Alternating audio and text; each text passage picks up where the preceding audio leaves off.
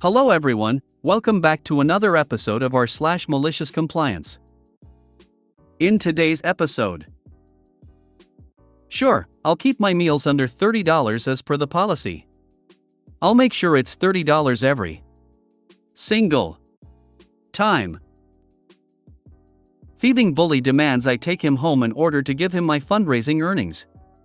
I comply and it works out beautifully for me. Boss says to look pretty. Before we get started, make sure to subscribe so you will never miss a video. So let's get started. Sure, I'll keep my meals under $30 as per the policy. I'll make sure it's $30 every single time. I do a lot of fly-in fly-out travel for my job. Usually I am so busy with work while on site or I am stationed somewhere with food options I don't want to waste my calories on, and I don't eat anything the whole day or just buy a coffee. Our employee expenses policy at work is $30 a day, which is mostly fine. But there are some high cost of living cities and sometimes my meals go above that policy because there is not many options, especially if I want to eat healthy, which is important when you are constantly on the road. Plus, so many airports have completely shut down their food courts and haven't reopened them yet, so there's hardly any options but fast food. So I submit my expenses 1 month and I have gone $1.50 over the daily limit because I treated myself to a coffee that morning as well as a lunch because I was tired after the awful early flight I had to take. The company had recently changed their policy and now a different set of people are approving expenses. The previous people didn't mind going over by a few bucks because it balances out with trips where I didn't eat anything, but this new group are absolute sticklers and rejected the expense, citing I was over the daily limit. I tried to argue I had 10 other visits that month in which I didn't eat a single thing, but they still weren't budging. It really left a sour taste in my mouth. Now every single visit I force myself to spend as close to $30 as I can because *CK them. My husband is happy because it means I now bring back, slightly squished but free, food for him.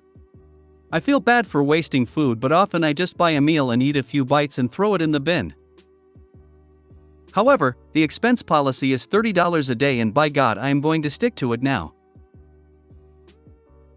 While in the past I might have billed $100 for the entire month because I didn't bother to eat, I am now billing twice or 3 times that. I also used to push myself to keep working all day, but now I religiously take my 30 minutes to go and buy some food, so that's 30 minutes less work they are getting from me too. Hey man, if you still want to stick it to M, just pay $30 on someone's bill who looks like they could use the help, win-win. I had a friend that would do this when going home from a business trip because if he spent less than his travel budget they would give him less the next trip, so that he would eventually pay for most of his expenses. He would go to a barbecue ribs or chicken place, buy all he could to finish off his $, drop it off at a homeless shelter or orphanage or something, and then go catch his flight. My first business trip, my manager called me in and pointed out my food expenses were low. Well, I grabbed McD's for breakfast, a sandwich at the convention center, and we did Denny's for dinner. Your per diem is $75 a day. $15-20-40 BLD is the split, and you only need receipts if you go over $50. Now, what were your food expenses again? Good manager. In most companies, if you expense very low, the company decides everyone can manage with that low an amount. Everyone loses. Beautiful. I used to do the same at my last job. If we had to stay past 8 p.m., we got a free meal, delivered in cab expenses. After being ducked around on a few minor items, guess who started staying until 8:01 p.m., a lot. I remember at one point realizing the bar I was at didn't include M/PM on the receipts and was an innocuous with name. My afternoon lunch was very nice. Our expenses policy is $33.33 per meal period, so 3x daily, $100 a day, and we just get the full amount as part of traveling, counted from when you leave your house to when you get back. No need for claims, and if you spend less, the difference is a thank you for the pain in the arse that is traveling for work. If you spend more, in this case, covering any work-related expense, not just over-limit food, the customer just has to sign off on it, since they're billed directly, for that to be claimable as well. No customers we'd bother to travel for would quibble over a rounding error's worth of extra coffees. Ouch, $30 a day? I think that is well below most expense policies. 10 years ago it was $75 a day at my first real travel job. Sometimes if I had money left in my daily budget I'd stop in at a restaurant and get myself a $25 gift card to use later. I don't really have limits now, they just don't want bottles of Dom P showing up on the lunch tab. Unless clients are there, then spend whatever. If I'm traveling away from my family, sleeping in a bed that's not mine, I'm going to at least enjoy full-service meals. Maybe try buying meals and giving them to people on the street. Saves getting the food and ending up wasting it. Thieving bully demands I take him home in order to give him my fundraising earnings. I comply and it works out beautifully for me. I was in middle school in the 90s. I loved growing up then, and even though there were gangs in my area, I generally avoided trouble. One of my classes had this big field trip planned and they had us selling chocolates to raise money for our trip. I was pretty good at it and was selling at a good rate. I would take the bus, public transportation, to school and my stop was about 2 blocks from my home. I got off at my stop one day with my box of chocolates and there was this older kid, around 16 to 17, pretty big for his age, hanging out there. He saw me and came towards me. This guy is clearly a gangbanger. Payaso comes up to me and says, "Hey homie, where you from?" He was asking what gang I was from.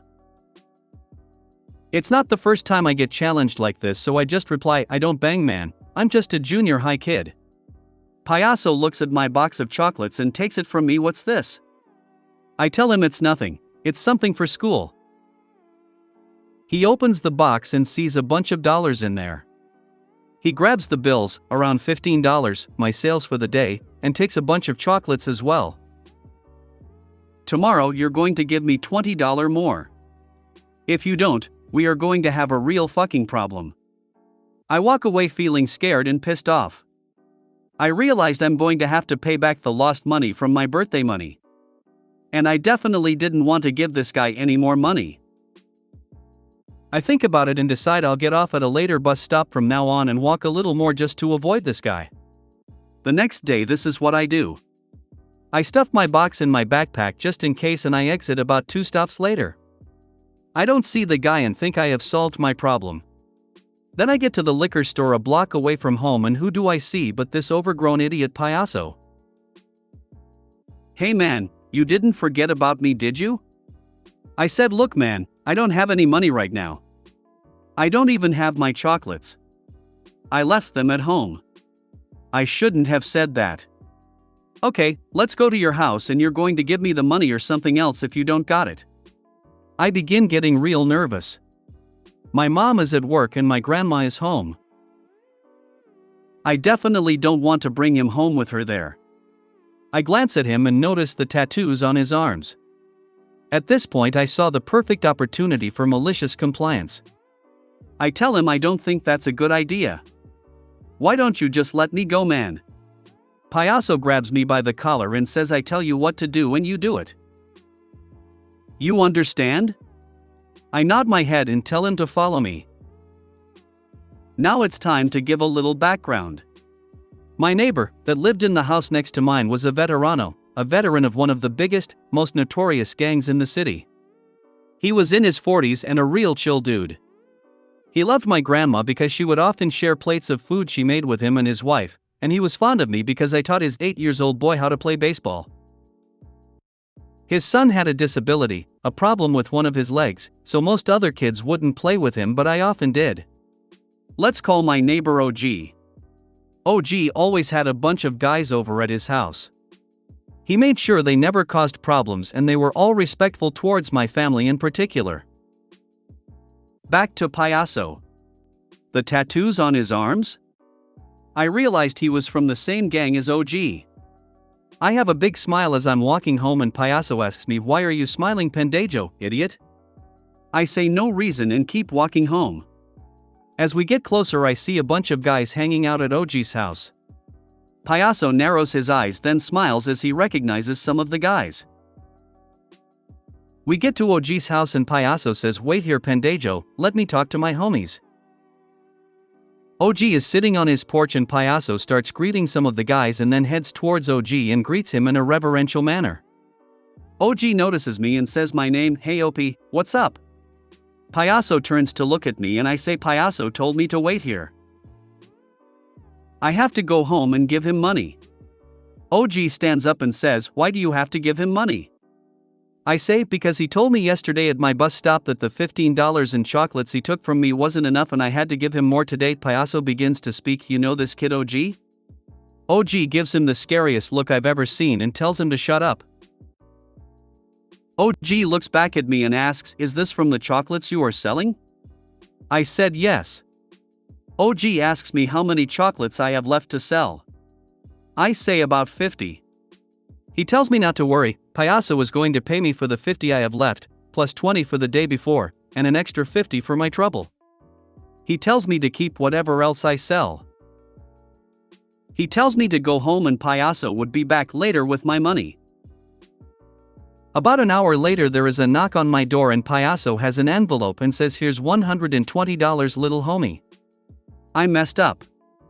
"I'm sorry. Do you have Nintendo? I brought you some games." I just stood there stunned and thinking how I never would have guessed that getting robbed had so many benefits. I didn't see Payaso too many times after that, but whenever I did he would wave at me and never bothered me again. Sometimes it pays to have friends in low places. Very true. We have a small-time drug dealer, we think, on our mostly nice street. Our sons are friends and we've always been cordial to her. On several different occasions she's told her scummy friends to leave our stuff alone, and she's driven off other scummy people who were trying to break into my car. As much as we wish she lived somewhere else, basic kindness has really paid off for us. Many gangs have a code. When you do petty stuff like this to civilians, you are bringing unnecessary attention to the gang.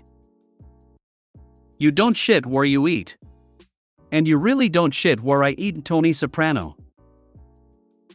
I used to be a bouncer back in the mid-aughts. The club/bar I worked at regularly had gang members who were honestly just looking to have a good time and enjoy themselves. We were always respectful and friendly to them and they treated us exactly the same way. One day one of the younger gangbangers comes in and starts causing issues. We try to be cool with him but he's a hothead and tries to escalate and fight us. My coworker took him down, but before we could kick him out, one of the OGs comes over and intervenes. We never saw the dude around there again, and because we had built a relationship of trust with the OG, there were never any problems with his gang again. This is proof that having tact, courtesy and respect is always a wise course of action.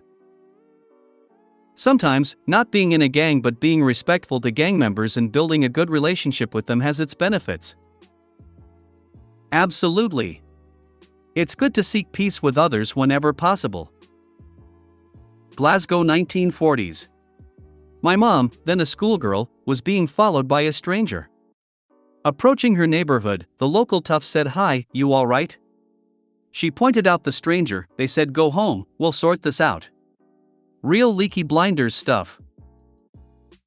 Leaky Blinders, is this the sequel 50 years later where they all became incontinent? Boss says to look pretty. This isn't my story but my friend's. My friend worked at a jewelry store, and the attire was a business suit. She loves her job because she is surrounded every day by precious metals and stones. She's a nerd for Victorian fashion or whatever else there is regarding fashion, balls, princesses, and royalty of Europe. Anyways, the only thing she hates in that job was the manager, Susie. From the account of my friend, Susie has an attitude similar to the fairy godmother from Shrek, very kind in front of customers but would then bare her teeth when they left. Her favorite pastime was to chat with a customer while criticizing the employees with remarks about their looks, appearance, or how what accessories they wore didn't match their complexion and such, and she seems to have a grudge for my friend, probably because she engages with the customer with minor trivia like, "Did you know jade has a hidden meaning?" and such, and it made a lot of people return to the store. One day, Susie came in extremely pissed and started off on my friend about how she looks, mind that she dresses as plainly as possible because she geeks out when it comes to anything fashion related to the 14th century, and that she has to look like what the customer wants to look like. I imagine that a light bulb went off on her head and blood rushing to her face as she thought things she could wear and whatnot. So for the entire week, which crosses Valentine's Day, she dressed up in gowns and dresses matched with accessories that made her look like a Barbie princess. The entire time, there were people coming up to her about the dress, the accessories, and the theme, to which she explained with delight. Susie was steaming the entire time. She tried to get her fired, but the owner was present because of the upcoming holiday and was happy with the increase in sales then. I managed to sneak by and saw her in a white dress that screamed Frozen if it had an Eastern vibe to it, and Susie glaring from the back. I heard she left after the week was over without notice and someone else was promoted. My friend wasn't too bothered because the current manager had seniority and was pretty chill, so she's happy. Fabulous compliance. I hope the new fashion trends continue in that store. That sounds like she went from business to S-tier cosplay and attracted customers. Friend deserves a bonus for providing free marketing and bringing business to the store. That was very good advice from her former manager. So for the entire week, which crosses Valentine's Day, she dressed up in gowns and dresses matched with accessories that made her look like a Barbie princess. What a brilliant way to boost sales around an important date in the jewelry business, while maliciously complying with her manager's request. I can see why the owner was happy with this result. Her dressing up because her manager wanted her to look pretty boosted foot traffic into the store, which boosted sales, much to the manager's chagrin.